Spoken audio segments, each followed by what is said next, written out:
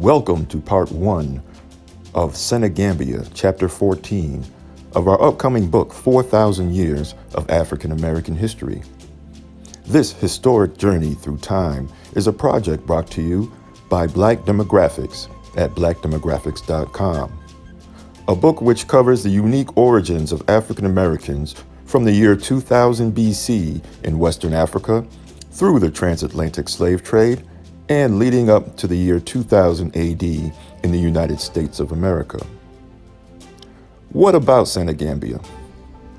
An estimated 15 to 20% of all African captives who landed in North America as slaves originated from the West African coastal area, commonly known as Senegambia by European sailors and merchants. Located in the present-day nations of Senegal and the Gambia, the region was home to a range of backgrounds belonging to West Atlantic-speaking ethnic groups of Fulani, Wolof, and Serer, of which thousands ended up in the transatlantic slave trade to the Americas. It was also home to migrating groups of Mandi-speaking people from Mali, like the Mandingo and eventually the Bambara, who made up a significant number of those who were also loaded on the slave ships from this region. Just south of Senegambia were the many rivers of present-day Guinea-Bissau, and to the north of Senegambia, across the Senegal River, were the Arab and Berber kingdoms at the edge of the Great Sahara Desert. Senegambia's advantageous position and historical trade connections with the ancient Ghana Empire, the Old Kingdom of Takra, and the even more formidable Mali Empire would eventually render it an ideal target for European merchants. Background from previous chapters. Reflecting upon earlier chapters of this book, we are reminded of the significant influence that the older West African empires and kingdoms had on the development of Senegambia. 1,500 years before the first slave ship landed on the North American coast, the Senegal River Valley, located in northeastern Senegambia, was a fertile region characterized by small urban communities. These communities engaged in grain cultivation using iron tools crafted by local blacksmiths. Archaeologists have uncovered over 60,000 iron-working furnaces in the Senegal River Valley, with origins tracing back to the 1st century AD. This region's urban development followed a similar but more scaled down and later occurring growth than that of the nearby Niger River Valley we uncovered in previous chapters. For example, in Chapter 2, we explored the Kingdom of Mima, established in 400 BC. Following that, in Chapter 3, the city of Geni-Geno, which was founded in 250 BC. And the evolution of the Mandi culture we covered in depth in Chapter 4, which played a significant role in shaping these regions. Around 800 AD, a kingdom known as Takra emerged over a 100-mile expanse of the Senegal River Valley. Takra grew into a competitive player in trade, challenging its more formidable neighbor, the Ghana Empire, covered in Chapter 6, which bordered Senegambia to the east. The Ghana Empire, known to its people as Wagadu, thrived from its beginning in 300 AD to 1235 AD. It was a commercial hub, significantly influencing the development and expansion of the Kingdom of Takra. Ghana traded vast quantities of gold for the much sought-after mineral of salt, brought by the Berber and Arab merchants from the salt mines they controlled in the Sahara Desert. Ghana imposed taxes on this salt before redistributing it across West Africa, where it was in high demand and in short supply, thus allowing for a profitable markup. The official currency of Ghana was gold dust, with the king retaining all gold nuggets over a certain size in his treasury as a means to control inflation. Arab and Berber merchants who lived on the edges of the Sahara Desert were skilled in transporting goods in large camel caravans through the treacherous terrain of the desert. They controlled kingdoms just north of Senegambia and served as West Africa's trade links with the Mediterranean, European, and Middle Eastern worlds. In his distinguished writings from the year 1068 AD, renowned historian al-Bakri shed light on the invaluable aspects of the Ghana Empire. As described in more detail in Chapter 6, he depicted the capital, named Kumbi-Sela, as a city consisting of two interconnected hubs, one of which housed the King's Town with its domed buildings, such as the pavilion where the king convened with government officials. This town, like most of the empire, followed traditional Mandi faith and customs as detailed in Chapter 4. The king himself was an embodiment of magnificent wealth, wearing gold necklaces, bracelets, and a crown described as a lofty cap embellished with gold and encased in fine cotton. Behind him, 10 stewards carried gold-decorated shields and swords, while on his right stood the princes of vassal kings dressed in lavish clothing, sporting gold-plated hair. The second hub of the capital was characterized primarily as Muslim, featuring 12 mosques, fully staffed with imams, jurists, and scholars, all who lived within the community. Yet Ghana was not alone in its endeavors in the lucrative gold for salt trade. Takra of Senegambia also had access to gold fields, as well as the unique distinction of being the first West African kingdom to fully adopt Islam in the year 1030 AD. Its full conversion to Islam may have given it special consideration among Arab and Berber merchants, being that Muslims shared a certain respect and code when it came to conducting commerce. This conversion was not met without resistance, as some of the West Atlantic groups, namely the Wolof, Fulani, and Sira, left Takra and began migrating throughout Senegambia. There, they engaged in state building, clearing the lush forests of the region for farming and iron smelting, which required plenty of wood for its high-temperature furnaces. Tragically, in the early 1200s, both Ghana and Takra would ultimately fall victim to the ruthless aggression of the Susu blacksmith king Sumangaro, discussed in Chapter 9. According to griot oral traditions, Sumangaro embarked on a bloodthirsty crusade, beheading 9 kings in his pursuit of power and prestige. Order was only restored to the region when Mandingo king Sandiata Keita arrived and vanquished Sumangaro in the Battle of Karina in the year 1235 AD. Indeed, the defeat of Sumangaro marked a turning point in West African history, leading to the reunification of Ghana's former states and merging them with the kingdoms of Senegambia under the single umbrella of the new Mali Empire. Sandiata Keita, the Mandingo, was declared Emperor of Mali. This momentous event was codified in the Mandan Charter, a new constitution that helped to shape the destiny of the region for centuries to come. As discussed in Chapter 11, the history of Senegambia during the Mali Empire was a period of cultural exchange and commercial enterprise. During this period, the entire region adopted Mandi-influenced social and political systems from Mali, thanks in large part to the sophisticated trade networks maintained by the Mandi merchants. These traders linked the interior of the Mali Empire to the Atlantic coast of Senegambia, granting the region direct access to the hub of Mali's continental trade in the cities of Timbuktu, Jenny, Gao, and beyond to present-day Nigeria, Ghana, Egypt, the Mediterranean, and the Middle East. Gold, salt, ivory, cola nuts, iron, indigo, cotton goods, copper, weapons, books, jewels, grain, rice, fish, and vegetables flowed through the secure routes throughout West Africa. As famous traveler Ibn Battuta would observe in the year 1352 AD, there is complete security in their country.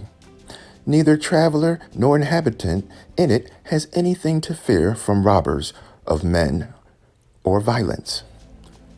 It was during this century that the Mali Emperor Mansa Musa embarked on his famous pilgrimage to Mecca in the year 1324 AD. During the travels of his 20,000 to 80,000 man caravan, he spent so much gold he deflated its value in Egypt for more than a decade. News of this event unsurprisingly made its way to Europe, as evidenced by the historic Spanish Catalan Atlas in the year 1375 AD, with a drawing of Mansa Musa holding a large gold nugget. But it would still be well over 100 years before Western Europe would land on the West African coast. Jolof independence. The Tukular people, who trace their roots back to the ethnic descendants of Takra, embraced the Islamic faith as they had since the year 1030 AD. They continued to inhabit the region along the Senegal River. The Wolof, who left Takra, journeyed south and then west to the Atlantic coast. There they formed the states of Jolof, Wallo, Kayer, and Baywal. Some ethnic Seer groups joined them, but those who refused to be ruled by the Wolof ventured farther down the coast, founding their own states of Sine and Salem. Meanwhile, the Fulani, known as expert cattle herders, knew no borders. Their loyalty lay solely with their right to pasture their cattle. They roamed free, grazing their herds across Senegambia, many migrating east through the vast length of the Mali Empire. Most Wolof, Serer, and Fulani continued to resist Islam, although they still traded with Muslim Mandi merchants from central Mali. Along with other goods, these merchants carried gold from Mali's interior in exchange for salt manufactured from the saltwater of the Atlantic Ocean. Moreover, Muslims held significant positions in the governance of non-Muslim states in Senegambia. They leveraged their literacy, knowledge, and skills to act as advisors in finance, commerce, and diplomacy. In keeping with the Mandate traditions, all Senegambian states, like others, were obliged to pay tribute and taxes to the Mali Empire. However, the bonds of loyalty were not always so strong. After over a century of Mandi rule, the Senegambian state of Jolof declared independence from the Mali Empire in the year 1350 AD. Now, this move took the Senegambian vassal states of the Atlantic coast with it, resulting in the creation of a new Jolof Empire. The sway of the Jolof over its coastal states is deeply intertwined with folklore still recounted to this very day. Oral traditions speak of the legend of a Janjanje, who is depicted as a blend of Tukular, Arab, and Wolof descent with ancestry in the old kingdom of Takra. It is said that he escaped family betrayal by plunging into the river, where he survived underwater for many years. And Janjanje eventually re-emerged from the river in the state of Wallo, where he immediately resolved a dispute between women over a day's catch of fish without even uttering a word. When he did speak, he voiced the language of the Fulani. Recognizing his extraordinary journey and wise demeanor, the people hailed him as the King of Wallo. Years later, he would peacefully relocate his headquarters to rule from Jolof. The legend of Njanjanje, the wise and peaceful king, created a legacy that transcended individual ethnic groups of Takra, Wolof, and Fulani, as well as the religions of Islam and traditional beliefs. Given his ascension to the throne in Jolof, this gave Jolof the legitimate right to rule over and start collecting taxes and tribute from Wallo, Kayer, and Baywal. This significant shift in the region's political landscape paved the way for new alliances and rivalries in the years to come, including that of the future arrival of the Europeans.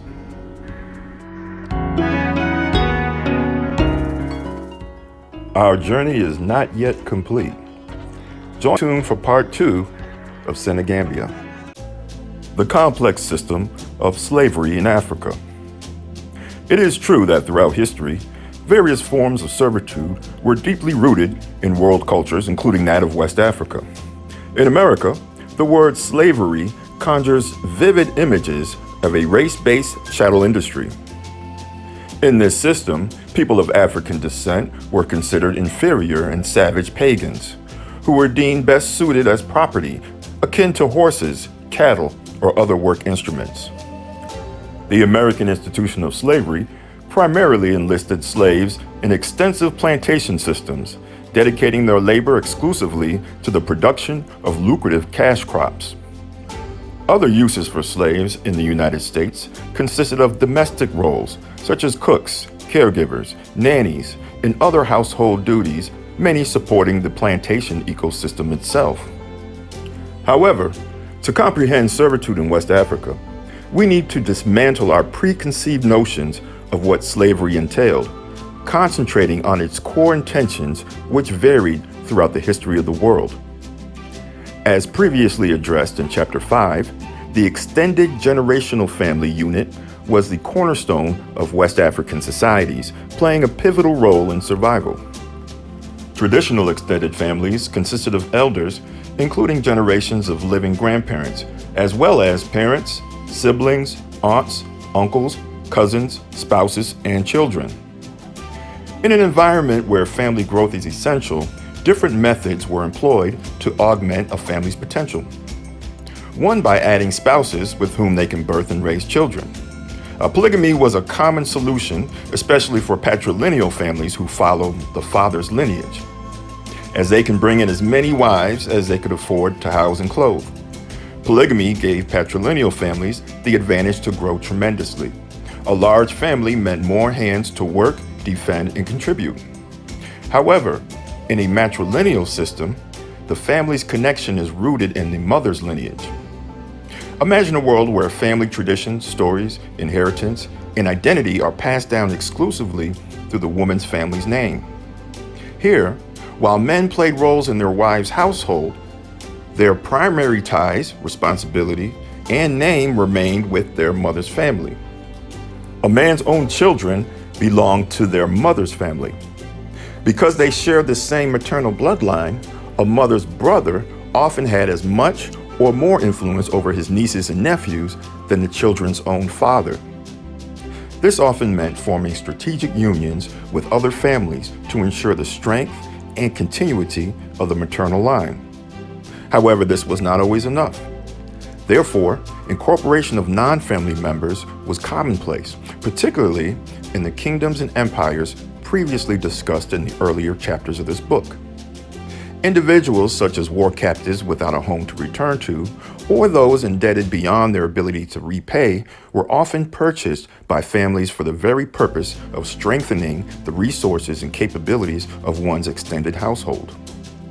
In some scenarios, a family owing a debt might delegate another family member or child to work it off. Those found guilty of crimes could also be sentenced to slavery. An important difference lies in the fact that servants or slaves in West Africa were generally still viewed as people. It was not unusual for servants to marry into the families they served and raise their own children as part of that family. In both systems, the incorporation of individuals as servants or slaves was not solely for labor. It also had social implications. This interdependence for survival forged a mutual loyalty, a concept that might be unfamiliar to those who only know the American form of slavery. As recorded by British, who have witnessed slavery in both the Americas and Senegambia, Royal Navy Captain Thomas Wilson observed, "It is not an easy matter to distinguish them, slaves, from their masters or mistresses. They live all together." Another British observation from Henry Dalrymple. "In the island of Goree, slaves are common, but on the continent, they are in very small numbers indeed among the natives, and treated so well, eating with their masters, working along with them, and being as well clothed, which they generally are, I think, that it is impossible to distinguish them from free men unless the circumstance of their being slaves is mentioned. I never saw any whip or instruments of torture used on that part of the coast. Nor do I believe, from the inquiries that I made, that slaves are treated with severity. This is not to say that African servants and slaves were free of harsh treatment. It only emphasizes the different nature of the practice on both continents. Another prevalent form of servitude in West Africa was service to the king and the royal aristocracy. Slaves, or servants of the king, often served as armed royal guards, or even made up the entirety of the military infantry. Often, these forces were led by a royal servant. Royal guards were trusted extensions of royal families, and certain actions of the royal families even required the approval of royal servants. Among these kingdoms of Senegambia and the West African Sahel, royal and military slaves often enjoyed luxuries that were unattainable by free men. Again, these concepts are markedly distinct from the American institution of slavery, which mandated full control and submission of slaves. Imagine the notion of an army of slaves in South Carolina or Mississippi, or a unit of armed slaves being trusted as the primary guards of U.S. President George Washington, who was in office at the time those British men were quoted. This would have been inconceivable in this context. Rural slave raiding did occur in certain areas of West Africa. Before the transatlantic slave trade, raiding was initially driven by the Trans-Saharan trade, which included captives sold off to Arab and Berber merchants.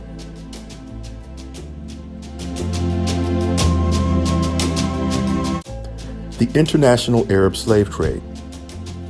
Across the Sahara, in Arab-controlled North Africa and the Middle East, enslaving fellow Muslims was prohibited.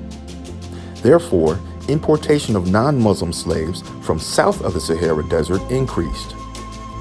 The role of these slaves in the Arab world were diverse. However, most West Africans sold across the Sahara were women, outnumbering men 3-1, and often becoming domestic workers or part of harems, or used in other forms of sexual indulgence. Men were commonly castrated and served as soldiers or royal guards. In addition to Western and Central Africa, the Arab world brought in captives from various sources, including Eastern Europeans from Russia and Ukraine, Western Europeans captured in slave raids from the Barbary Coast, Indians and Southeast Asians, and East Africans from Ethiopia and the Swahili coast. Europe comes to West Africa. 100 years after the formation of the Jolof Empire, other world events were taking place across the Sahara Desert that would eventually change the balance of power on most of the African continent. The Muslim Ottoman Empire of the Middle East and North Africa toppled Constantinople, the capital of the Eastern Roman Empire, also known as the Christian Byzantine Empire, completely severing Europe from the Silk Road trading routes to India and China. By this time, the Ottomans had already conquered Greece and the Balkans further into Europe. These events sent shockwaves through Europe, prompting Pope Nicholas V to issue an official charter, a papal bull, granting Portugal's King Alfonso the right to invade, search out, capture, vanquish, and subdue all Saracens, Muslims, and pagans whatsoever, and all other enemies of Christ wheresoever placed, and the kingdoms, dukedoms, principalities, dominions, possessions, and all movable and immovable goods whatsoever held and possessed by them, and to reduce their persons to perpetual slavery. Portugal had recently been able to sail longer distances away from the coast, thanks, in part, to Henry the Navigator's invention of the caravel ship design. With the official blessings of the Pope, Portugal began sailing further down coastal West Africa, making contacts with the kingdoms of the continent. The goal was to bypass the Muslim world and find other sources of gold and a new route to India. Although they tried, Portugal did not possess the capacity to subdue or enslave any African kingdoms of Senegambia at the time, nor did any European power. But they did establish trading relationships with Jolof and other kingdoms of Western Africa. As Portugal first established contact with Senegambia in the year 1445, which was the first West African region reached by a Western European, the trade networks and political structures that existed in the region were already in place. Much like the Mandi discussed in chapters 4 and 6, these West Atlantic Senegambian states of Jolof had a labor hierarchy with craftsmen such as blacksmiths, leather workers, griot historians, military garrisons, cavalries, different levels of servants, and a trade network of salt, cola nuts, iron, indigo, and cotton goods. When Portuguese sailors and merchants made official visits to the royal courts of the Jolof states, they were exposed to traditions of the griots and their praise songs. These were set to music played on string instruments like the kora and the two-string gumboree, an early version of the American banjo, as well as the balafon, a West African instrument similar to the xylophone. These songs detailed the histories of the kings and their royal bloodlines. The griots were more than just musicians. They were skilled poets, historians, advisors, and praise singers. They practiced their oratory skills and historical recollection from a young age, making them essential contributors to the preservation and propagation of history and culture within the Jolof states. In the agricultural fields, Portuguese witnessed farmers and servants walking in a rhythmic pattern and singing together on their way to the farms where they worked side by side to the rhythm of call and response work songs, similar to the work songs that they would later hear in the Americas. The Portuguese were primarily interested in acquiring gold and were aware of the old tales of Mansa Musa's fortunes in the Mali Empire, hoping to find its source. In addition to gold, the Portuguese were interested in ivory, animal hides, and spices. They brought with them textiles, clothing, copper, and other manufactured goods they purchased in Europe and other African kingdoms, which they exchanged for gold. They also purchased small numbers of slaves who were part of the existing market, who were most likely convicted of a crime or captured in war, who they took back to Portugal.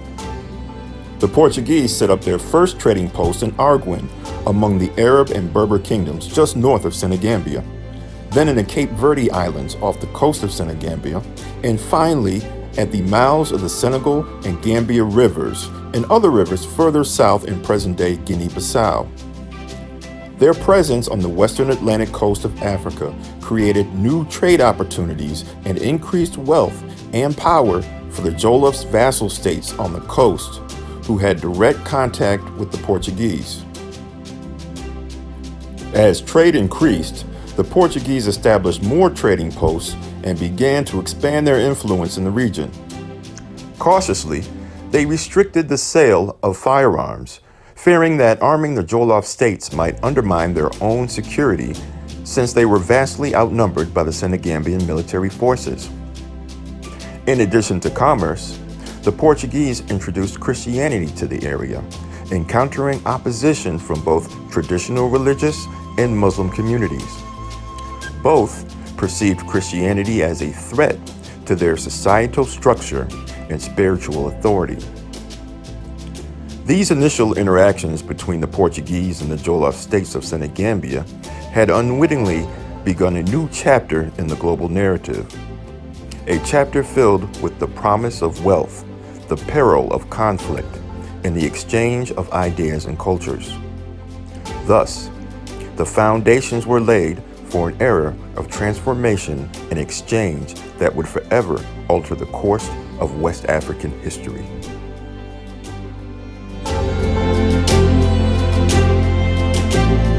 Of Senegambia, Chapter 14 of the book, 4,000 Years of African American History. But first, download a digital version of the first 8 chapters of the book now with a contribution of $16 or more. Your support is crucial in completing this very important project. covering 2000 BC in Western Africa to 2000 AD in America. Either click on the link below or visit blackdemographics.com and click on this icon. You will also receive a finished digital copy upon its completion. Or you can choose to contribute $1.99 per month as a member. We want to express our heartfelt gratitude to all those who have contributed to this vital project. Your generosity has brought us one step closer to preserving and celebrating African American history the right way. Now, we ask you continue to join us in preserving the legacy of African Americans.